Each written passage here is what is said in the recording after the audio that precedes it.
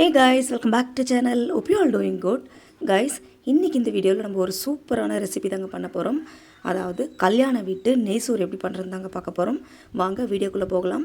வீடியோக்குள்ளே போகிறதுக்கு முன்னாடி நம்மளோட சேனல் ஃபஸ்ட் டைம் பார்க்குறதா இருந்தால் மறக்காமல் சேனலை சப்ஸ்கிரைப் பண்ணிக்கோங்க. இந்த நெய் சோறு பண்ணுறதுக்கு முதல்ல ஸ்டவ் ஆன் பண்ணி ஒரு அகலமான பாத்திரம் நல்லா சூடான உடனே 3 டேபிள் ஸ்பூன் நெய் சேர்த்து நல்லா சூடு பண்ணிக்கோங்க. நெய் நல்லா சூடானதுமே 4 சின்ன துண்டு பட்டை, 3 கிராம்பு, 3 ஏலக்காய், 2 பிரிஞ்சி இலை, அப்புறம் இந்த நெய் சோறுக்கு தேவையான அளவு எண்ணெய் சேர்த்துக்கோங்க.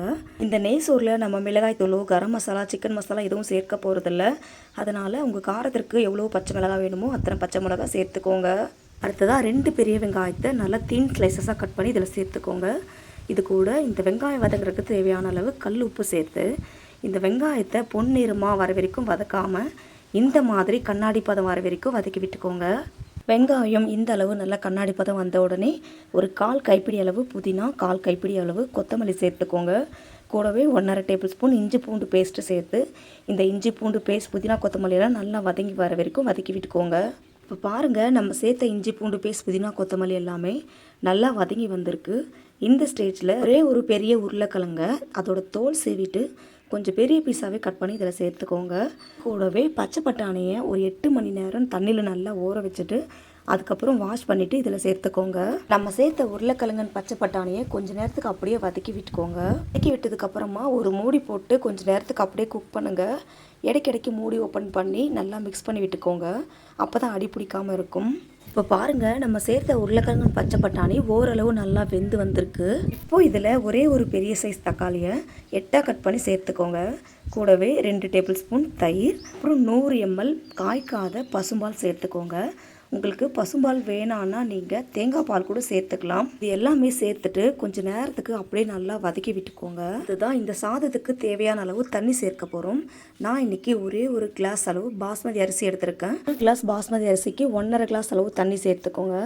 இன்கேஸ் நீங்கள் சீரக சம்பாவில் செய்கிறதா இருந்தால் 1 கிளாஸ் சீரக சம்பா அரிசிக்கு 2 கிளாஸ் தண்ணி கரெக்டாக இருக்குங்க. தண்ணி சேர்த்து நல்லா கொதித்து வந்த உடனே வாஷ் பண்ணி வச்சுருக்க அரிசி இதில் சேர்த்துக்கோங்க.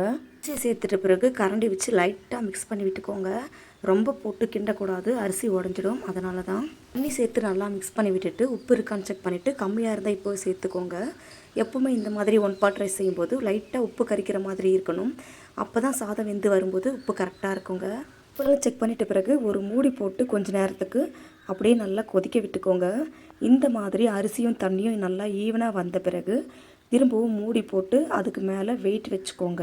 வெயிட் வச்சதுக்கப்புறமா அடுப்பை சிம்மில் வச்சுட்டு ஒரு 15 மினிட்ஸ்க்கு அப்படியே தம்மிலே விட்டுடுங்க. 15 மினிட்ஸ்க்கு அப்புறமா நம்ம ஓப்பன் பண்ணி பார்க்கலாம் வாங்க.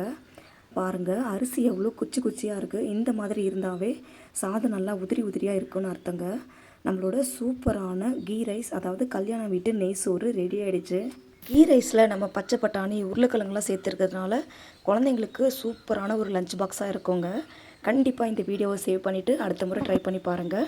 ட்ரை பண்ணி பார்த்துட்டு எப்படி இருக்குன்னு கமெண்ட் பண்ணுங்கள். இந்த கீ ரைஸ்க்கு சூப்பரான காம்பினேஷன் சிக்கன் கிரேவி தாங்க. சிக்கன் கிரேவியோட வீடியோவும் நம்மளோட சேனலில் ஆல்ரெடி அப்லோட் பண்ணியிருக்கோம். தேவைப்பட்டால் நீங்கள் செக் அவுட் பண்ணிக்கோங்க. இந்த மாதிரி கல்யாணம் வீட்டு நெய் சோறை உங்கள் வீட்லேயும் ட்ரை பண்ணி பார்த்துட்டு எப்படி இருக்குன்னு கமெண்ட் பண்ணுங்கள்.